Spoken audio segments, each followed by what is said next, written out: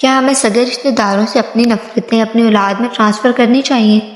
یا زیادتی کرنے والے صغیر رشتہ داروں کی بیٹیاں اپنے گھر میں لانی چاہیے یا ان کو بیٹیاں سونپ دینی چاہیے؟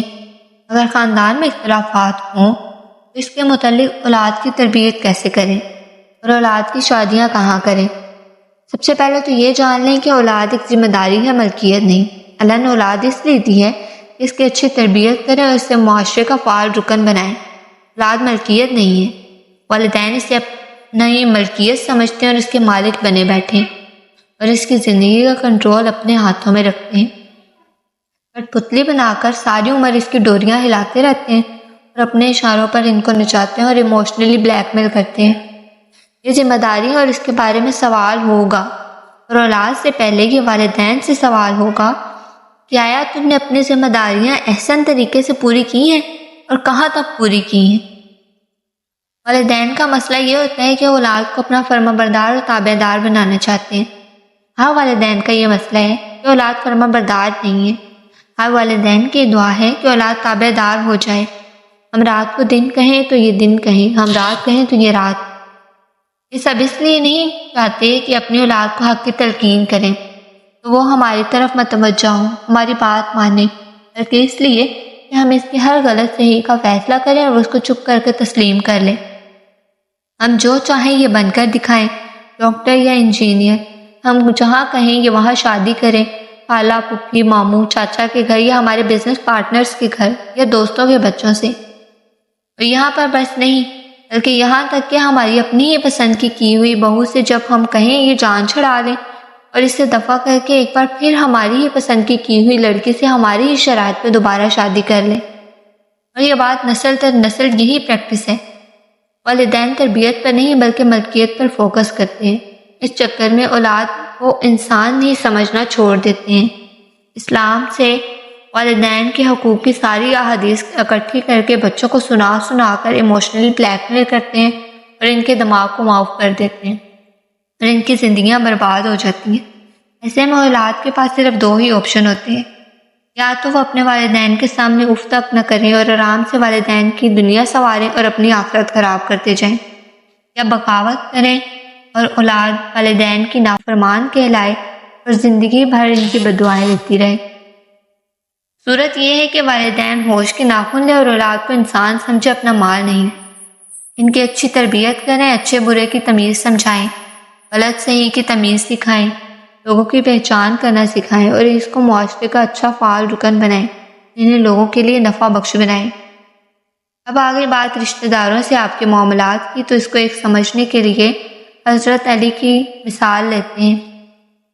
حضرت علی رضی اللہ تعالیٰ عنہ کا طریقہ تھا کہ جب بھی کوئی معاملہ درپیش ہوتا تو وہ سب سے پہلے اولاد کو بٹھاتے اور ان کے سامنے معاملہ رکھتے اور ان کے حقائق بتاتے، اس معاملے سے متعلق اپنی رائے دیتے اور بیوی بچوں سے رائے طلب کرتے اور پھر اس معاملے کا مکمل جائزہ لے کر اس پہ اپنی حکمت عملی مرتب کرتے، فیصلہ کرتے اور اس فیصلے کے محرکات، وجوہات اور نتائج پر کھل کے اظہار خیال کرتے۔ اس کا فائدہ یہ ہے کہ بچپن سے ہی بچوں کے سامنے ہر بات واضح ہو جاتی ہے، اس بات کی گنجائش ہی نہیں رہتی کہ کل کو کوئی اٹھے گا اور ان کو والدین کے خلاف ورگلائے گا۔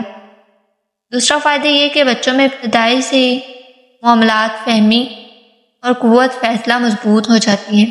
تیسرا یہ کہ والدین جب اپنی اولاد کے سامنے سب معاملات رکھتے ہیں تو ان کی کوشش یہ ہوتی ہے کہ ان کا امیج اولاد کے سامنے خراب نہ ہو، ان کی اولاد ان کو غلط نہ سمجھے، اس لیے وہ زیادتی نہیں کرتے، حد سے تجاوز نہیں کرتے اور خود کو مثبت رکھتے ہیں۔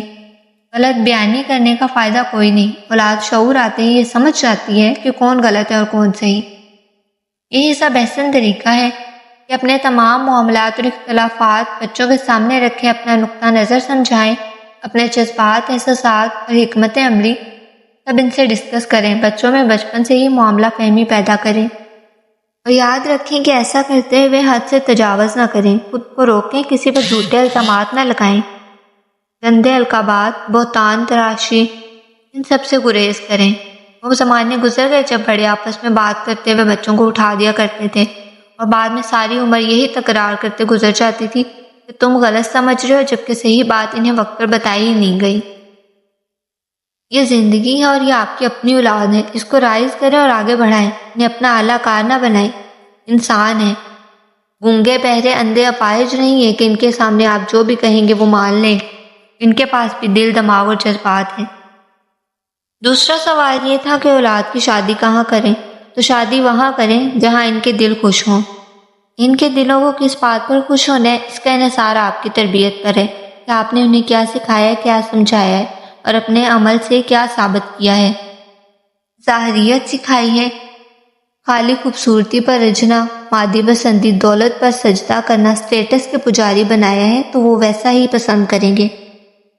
اصل میں سب رشتے اسی لیے ہیں کہ ہم انہیں رائز کریں، سپورٹ کریں، آگے بڑھائیں۔ ہم نے سمجھ لیا ہے کہ رشتے اس لیے ہیں کہ ہم انہیں استعمال کریں یا پھر ان کی زندگی میں روڑے اٹکائیں، ان کے راستے میں پتھر پھینکیں۔ رشتے دار ایک سپورٹ سسٹم ہے، تو اپنے بچوں کو معاملات بتائیں اور جہاں اختلافات رہے ہوں وہاں بچوں کے رشتے نہ کریں۔ جنہوں نے زیادتیاں کی ہوں بچوں کی شادیاں نہ کریں، جن سے دل خراب رہے ہوں وہاں بچوں کی شادیاں نہ کریں، اس لیے کہ ماضی کی تلخیاں بچوں کی زندگیوں پر اثر انداز ہوتی ہیں۔ بچوں کو خاندان جوڑنے کا ٹول نہ سمجھیں کہ یہ میرا بھائی ہے یا بہن ہے تو اس کے گھر شادی کرو گے تو خاندان جڑا رہے گا۔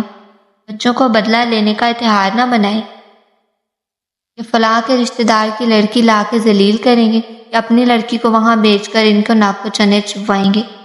بچوں کی شادیوں کو بزنس ڈیل نہ بنائیں کہ بزنس پارٹنر کے گھر شادی کریں گے تو نفع ہوگا، اور نہ ہی دوستی مضبوط کرنے کے لیے اعلیٰ کار بنائیں۔ دوست کی لڑکی لے آؤ، دوستی مضبوط ہو جائے گی۔ بچوں کی شادیاں لالچ میں آ کر بھی نہ کریں کہ فلاں کی جائیداد ہمارے گھر آ جائے گی۔ جس بچے کی شادی کر رہے ہیں اس کی طبیعت، مزاج، میلان کو سامنے رکھ کر اس کی بہتری کے لیے شادی وہاں کریں جہاں اس کی بہتری ہے، نہ کہ آپ کی بہتری۔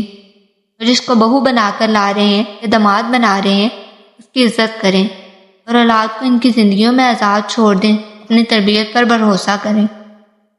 اگر آپ کی تربیت اچھی ہوگی تو اولاد وہی کرے گی جیسا آپ چاہتے ہیں۔ اولاد کا دم نہ گھوٹیں، انہیں جینے دیں۔